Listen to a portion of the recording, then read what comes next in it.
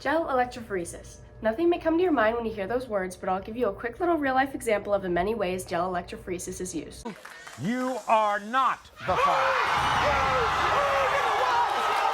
Paternity testing is one of the many ways that gel electrophoresis can be used inside or outside a lab or hospital setting. It might be a silly example, but it gives a perspective of where science is used everywhere. The main thing we need to understand before diving deeper into gel electrophoresis is we need DNA to get the process started. DNA, or deoxyribonucleic acid, are the molecules that are passed down from your parents that give you the genetic information and help you function. DNA is a big part of gel electrophoresis because the entire purpose is to separate fragments by size. Smaller segments will move faster than larger segments. Fragment sizes are important in the scientific process because when comparing two organisms' DNA, they're going to look the same. This is an electrophoresis plate. On top of it is filled with a thin layer of agarose with wells so that the DNA can be loaded.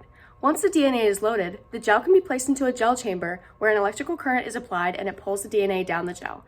Because DNA is negatively charged, it migrates towards the positive end of the chamber. The gel chamber is filled with a liquid called buffer. The liquid balances the pH inside of the chamber and gives the samples a neutral place to move with no variables that could affect the migration of the DNA. Once you place all of the cables into their corresponding places, all that's left to do is turn it on and wait. Once the gels are finished, you can remove the plate freely because the DNA fragments are close to being locked into place. After removing your electrophoresis plate from the gel chamber, you can see that the sample fragments have made their way down the gel. Because the samples are being pulled towards the bottom, you need to be very conscious of how long you leave your gel in the gel chamber, because there's a small chance that if you leave it in the gel chamber too long, the samples are just going to go right out the bottom.